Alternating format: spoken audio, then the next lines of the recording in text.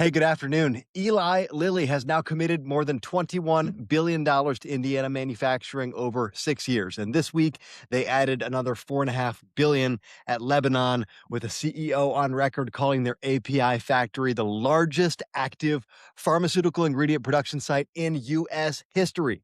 Now, at the same time, a South Korean energy storage company just broke ground on a 133-acre plant in Huntington that's projected to create 440 jobs and feed directly into the StarPlus Energy EV battery gigafactory in Kokomo. And while that capital investment wave is building, Northeast Indiana is flashing a warning sign. Manufacturing workers in Allen County and Fort Wayne are filing unemployment insurance claims at the highest rate in the region, even as overall wages are climbing. Three stories today, all tied to the same question every Indiana plant leader should be asking right now. Are you positioned to capture the opportunity, or are you going to get squeezed by the pressure? In the next few minutes, I'll walk you through what changed on each front and give you the questions to put in front of your team so you're not reacting after the damage is done. If you're running a manufacturing facility in Allen County or anywhere in the broader Northeast Indiana corridor, the latest labor market data deserves your full attention, because wages are rising and manufacturing job losses are accelerating at the same time, and that combination is expensive. We have been tracking this story for a few weeks now. Back on April 27th, we covered the fact that Indiana manufacturing employment was declining, with Northeast Indiana posting a 1.28% year-over-year decrease in manufacturing jobs. That trend is continuing. What's new today is the claims data. Manufacturing workers are now making up the largest share of unemployment insurance claims in the region, with Allen County and Fort Wayne carrying the heaviest concentration.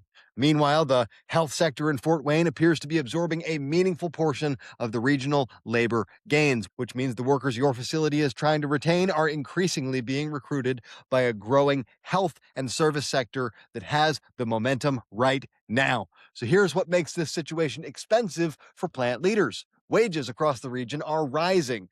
That is broadly true. But if your manufacturing facility is competing for the same worker pool against healthcare and service employers in Fort Wayne, you are facing upward wage pressure, whether you're hiring or trying to hold your existing workforce. And if you cannot offer the productivity gains to offset that wage increase, your labor cost per unit goes up. The trouble is, some manufacturers in this region are already shedding headcount, which suggests the operational math is not working out favorably for everyone. The question to watch here is whether manufacturing's share of unemployment claims in Allen County continues to grow through the next quarterly data release from the Indiana Department of Workforce Development. If the share keeps climbing, that is a signal that the workforce erosion is accelerating and it's not stabilizing. Now, we've been following the Eli Lilly Lebanon story since April 17th, when Governor Braun signed a letter of intent with Eli Lilly around Indiana's nuclear power plans. Since then, this story has kept developing. The ribbon cutting on the advanced therapies facility happened May 6th, and now we have the full picture of what the additional investment actually entails. So here's what's new. On Wednesday, Lilly announced it will invest an additional $4.5 billion across two of its three Lebanon manufacturing sites at the LEAP Innovation and Research District in Boone County.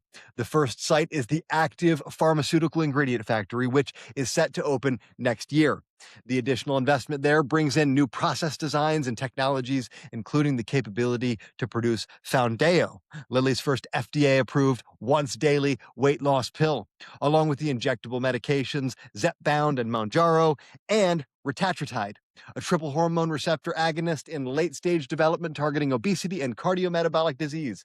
CEO David Ricks put it clearly in the announcement. He said it will be the largest API production site in U.S. history. Now, the second site is the Advanced Therapies Facility, which just opened this week and will support clinical and commercial production of genetic-level therapies. Wild.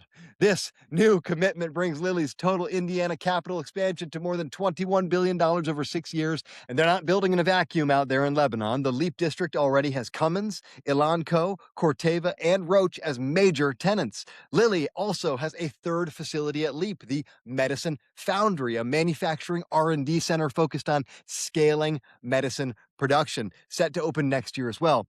You're looking at a multi-facility, multi-tenant, advanced manufacturing corridor running through at least 2027. Now, for Indiana's plant leaders, the question is not whether this is a big investment. It obviously is. The question is whether your firm is positioned to compete for any of the subcontracting, component supply, construction, or facilities services work tied to this buildout. The API factory opens next year. The hiring and procurement cycles for that are active now or will be very soon. The Indiana Economic Development Corporation had not responded to requests for comment on Lilly's incentive package as of the time of publication. So that piece of the puzzle is still open, but the supply chain opportunity is not waiting on the IEDC. If you're in construction, industrial equipment, skilled trades, specialty materials, or logistics in central Indiana, and you do not have an active relationship with Lilly's procurement or facilities teams at LEAP, that is the gap to close. Northeast Indiana just added another anchor to its advanced manufacturing footprint. Hanjung America, a subsidiary of South Korea-based Hanjung NCS, officially broke ground on its first U.S. manufacturing facility at the Riverfork West Industrial Park in Huntington, Indiana. This site is 133 acres located at 2018 Progress Drive in Huntington County, and it is purpose-built to manufacture advanced energy storage systems. Governor Mike Braun was at the groundbreaking alongside Huntington Mayor Richard Strick and Hanjung America leadership. Operations are expected to begin in June 2027, and the project is projected to create more than 440 jobs. Here is why Huntington matters beyond the job count. Hanjung America's ESS products will directly support the StarPlus Energy electric vehicle battery operations in Kokomo. That is the joint venture between Stellantis and Samsung SDI. So, what you're watching here is a Northeast Indiana to North Central Indiana supply chain corridor taking physical shape. Huntington is feeding Kokomo. Kokomo is feeding the broader EV production ecosystem. For regional manufacturers, that corridor is generating real procurement activity in ESS components, industrial construction logistics, and specialized skilled trades. Huntington has not historically been the first name on the list when Indiana advanced manufacturing conversations come up, but this groundbreaking changes that. The June 2027 operations start date is about a year out, which means Hanjung America's supplier qualification and hiring activity is going to be ramping up through the back half of 2026 and into early 2027. If your facility has an existing relationship with the StarPlus Energy ecosystem in Kokomo through Stellantis, Samsung SDI, or the broader EV supply chain, that is potentially your door into the Huntington opportunity. If you do not have those relationships yet, now is the time to map where your products or capabilities could fit into the ESS supply chain before the qualification windows close. So today you're looking at a capital investment wave and a workforce erosion signal arriving at roughly the same time in the same region, competing for the same labor pool and infrastructure. On the investment side, Eli Lilly's Lebanon buildout is now over $21 billion, anchored by what will be the largest API production site in U.S. history, opening next year, alongside a new genetic medicine facility already open, surrounded by Cummins, Elanco, Corteva, and Roche at the LEAP district. Simultaneously, Hanjung America is standing up a 133-acre ESS facility in Huntington that feeds directly into the StarPlus Energy gigafactory in Kokomo, projecting 440 jobs with a June 2027 start. These are not announcements with distant horizons. The procurement and supplier qualification cycles for both facilities are running right now. On the pressure side, manufacturing workers in Allen County are filing unemployment insurance claims at the highest rate in the region, even as wages across Northeast Indiana are climbing. So if you're running a manufacturing facility in Fort Wayne or the surrounding corridor, your retention cost is going up, whether you're gaining or losing headcount. So today's bottom line is this. Indiana is running two parallel tracks right now, a massive capital investment wave in pharma and EV supply chain that is generating real supplier opportunity, and a manufacturing workforce erosion in Northeast Indiana that will raise your labor costs, whether you're hiring or trying to hold on to the people you already have. Now, obviously, I don't run your plant. You do that. My real job as CEO of Tactical Energy Group is to stay on top of everything that changes the cost and reliability of your power and the economics of making things in Indiana so we can build the right products and programs to support the manufacturing community. But while I'm doing that work anyway, this brief is my way of giving you as much of that insight as I possibly can so you can spend more time running your operation and less time trying to decode your bills and understand rate cases and interpret the headlines. So I'll give you a few questions you can take straight into your next morning huddle. These stories are all converging on the same core challenge. Your workforce cost is rising in Northeast Indiana, and two of the largest capital programs in the state are generating supplier opportunities that have a closing window.